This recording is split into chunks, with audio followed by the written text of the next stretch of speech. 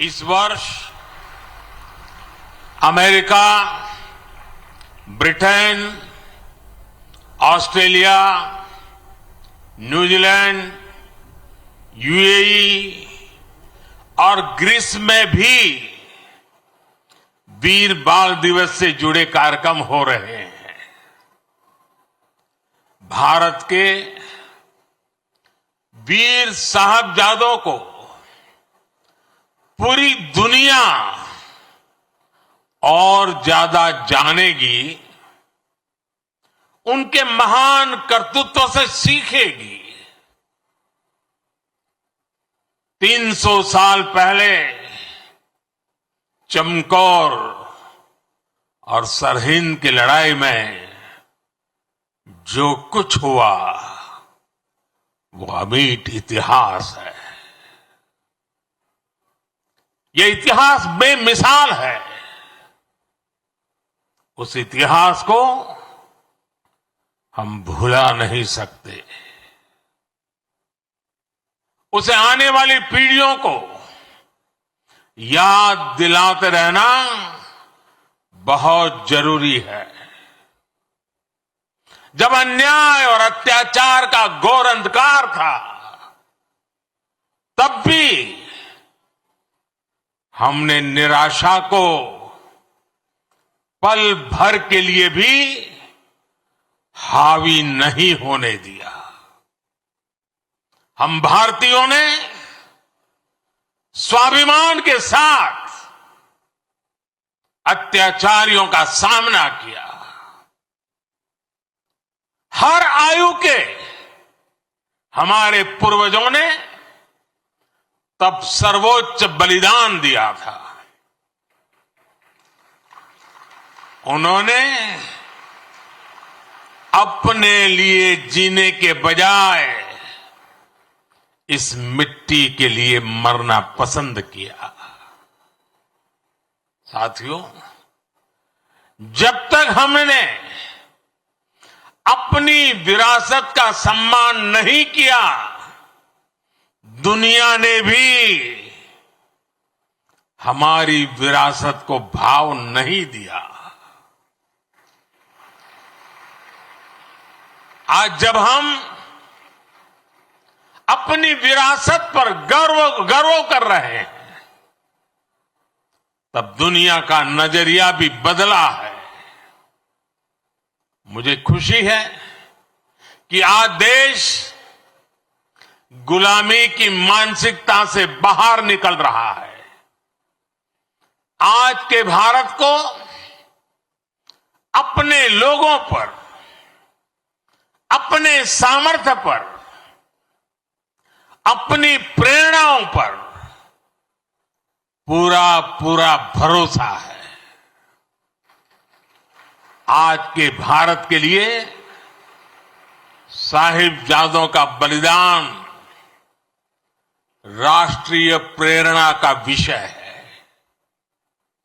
आज के भारत में भगवान बिरसा मुंडा का बलिदान, गोविंद गुरु का बलिदान पूरे राष्ट्र को प्रेरणा देता है। और जब कोई देश अपनी विरासत पर ऐसे गर्व करते हुए आगे बढ़ता है, तो दुनिया भी उसे सम्मान से देखती है, सम्मान देती है। साथियों, आज पूरी दुनिया भारत भूमि को अवसरों की भूमि, उसमें सबसे प्रथम पंक्ति में रखता है। आज भारत उस स्टेज पर है जब बड़ी वैश्विक चुनौतियों के समाधान में भारत बड़ी भूमिका निभा रहा है। अर्थव्यवस्था हो, विज्ञान हो, अनुसंधान हो, खेल हो, नीति रणनीति हो, आज हर पहलू में भारत नई बुलंदी की तरफ जा रहा है और इसलिए ही मैंने लाल किले से कहा था, यही समय है, सही समय है, ये भारत का समय है। आने वाले 25 साल भारत के सामर्थ्य की पराकाष्ठा का प्रचंड प्रदर्शन करेंगे और इसके लिए हमें पंच प्राणों पर चलना होगा। अपने राष्ट्रीय चरित्र को और सशक्त करना होगा। हमें एक पल भी गंवाना नहीं है, हमें एक पल भी ठहरना नहीं है। गुरुओं ने हमें यही सीख तब भी दी थी और उनकी यही सीख आज भी है। हमें इस मिट्टी की आन बान शान के लिए जीना है।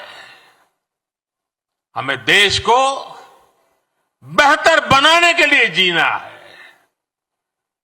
हमें इस महान राष्ट्र की संतान के रूप में देश को विकसित बनाने के लिए जीना है, जुटना है, जूझना है और विजयी होकर के निकलना है।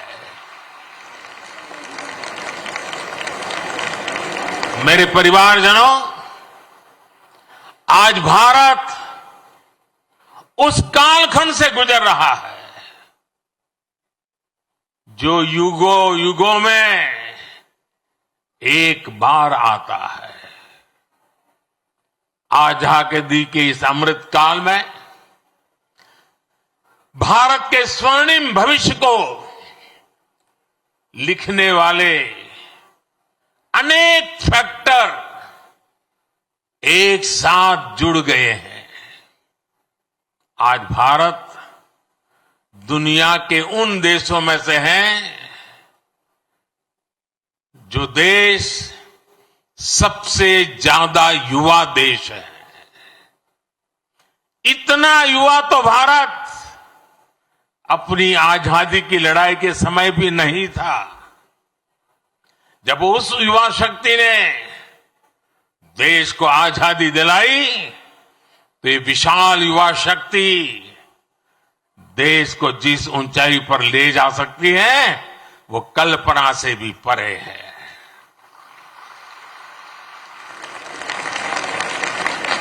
भारत वो देश है जहां नचिकेता जैसा बालक ज्ञान की खोज के लिए धरती आसमान एक कर देता है। भारत वो देश है जहां इतनी कम आयु का अभिमन्यु कठोर चक्रव्यूह को तोड़ने के लिए निकल पड़ता है। भारत वो देश है जहां बालक ध्रुव ऐसी कठोर तपस्या करता है कि आज भी किसी से उसकी तुलना नहीं की जा सकती। भारत वो देश है जहां बालक चंद्रगुप्त कम आयु में ही एक साम्राज्य का नेतृत्व करने की ओर कदम बढ़ा देता है। भारत वो देश है जहां एकलव्य जैसा शिष्य अपने गुरु को दक्षिणा देने के लिए अकल्पनीय कर्म करके दिखा देता है। भारत वो देश है जहां खुदीराम बोस, बटुकेश्वर दत्त, कनकलता बरुआ, रानी गाइडिनल्यू, बाजी राउत जैसे अनेकों वीरों ने देश के लिए अपना सब कुछ न्यौछावर करने में एक पल भी नहीं सोचा। जिस देश की प्रेरणा इतनी बड़ी होगी उस देश के लिए किसी भी लक्ष्य को पाना असंभव नहीं है। इसलिए मेरा विश्वास आज के बच्चों, आज के नौजवानों पर है। भविष्य के भारत के कर्णधार यही बच्चे हैं। अभी यहां जिन बच्चों ने मार्शल आर्ट्स का प्रदर्शन किया उनका अद्भुत कौशल दिखाता है कि भारत के वीर बालक बालिकाएं का सामर्थ्य कितना ज्यादा है। मेरे परिवारजनों, आने वाले 25 साल हमारी युवा शक्ति के लिए बहुत बड़ा अवसर लेकर आ रहे हैं। भारत का युवा किसी भी क्षेत्र में, किसी भी समाज में पैदा हुआ हो, उसके सपने असीम है। इन सपनों को पूरा करने के लिए सरकार के पास स्पष्ट रोड मैप है, स्पष्ट विजन है, स्पष्ट नीति है, नियत में कोई खोट नहीं है।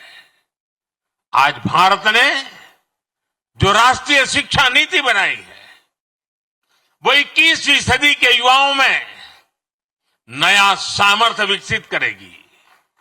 आज 10,000 अटल टिंकरिंग लैब्स हमारे विद्यार्थियों में इनोवेशन की, रिसर्च की नई ललक पैदा कर रही है। आप स्टार्टअप इंडिया अभियान को देखिए। 2014 में हमारे देश में स्टार्टअप कल्चर के बारे में कम ही लोग जानते थे। आज भारत में 1.25 लाख नए स्टार्टअप्स हैं। इन स्टार्टअप्स में युवाओं के सपने हैं, इनोवेशन है, कुछ कर गुजरने का प्रयास है। आज मुद्रा योजना से 8 करोड़ से ज्यादा नौजवानों ने पहली बार अपना कोई बिजनेस, अपना कोई स्वतंत्र काम शुरू किया है। ये भी गांव, गरीब, दलित, पिछड़े, आदिवासी, वंचित वर्ग के युवा है। इन युवाओं के पास बैंक को गारंटी देने तक के लिए कोई सामान नहीं था। इनकी गारंटी भी मोदी ने ली।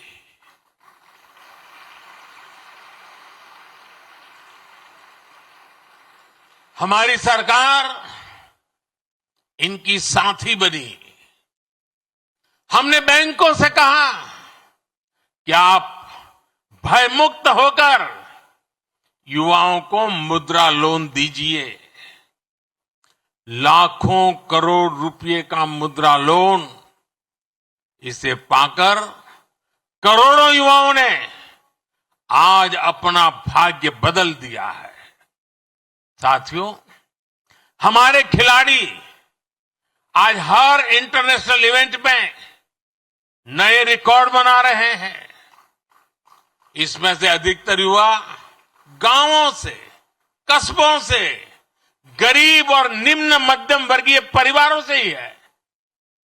इनको खेलो इंडिया अभियान से घर के पास ही बेहतर खेल सुविधाएं मिल रही है। पारदर्शी चयन प्रक्रिया और आधुनिक ट्रेनिंग के लिए उचित व्यवस्था मिल रही है। इसलिए गांव गरीब के बेटे बेटी भी तिरंगे की शान बढ़ा रहे हैं। ये दिखाता है कि जब युवा हित को प्राथमिकता मिलती है तो परिणाम कितने शानदार होते हैं। साथियों, आज जब मैं भारत को तीसरे नंबर की अर्थव्यवस्था बनाने की बात करता हूं तो उसके सबसे बड़े लाभार्थी मेरे देश के युवा ही हैं। तीसरे नंबर की आर्थिक ताकत होने का मतलब है बेहतर स्वास्थ्य, बेहतर शिक्षा। तीसरे नंबर की आर्थिक ताकत होने का मतलब है अधिक अवसर, अधिक रोजगार। तीसरे नंबर की आर्थिक ताकत होने का मतलब है quality of life, quality of products. साल 2047 का विकसित भारत कैसा होगा, उस बड़े कैनवास पर बड़ी तस्वीर हमारे युवाओं को ही बनानी है।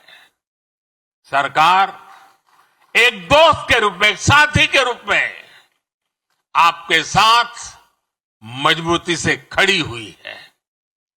विकसित भारत निर्माण के लिए युवाओं के सुझाव और उनके संकल्पों को जोड़ने के लिए एक राष्ट्र अभियान चल रहा है।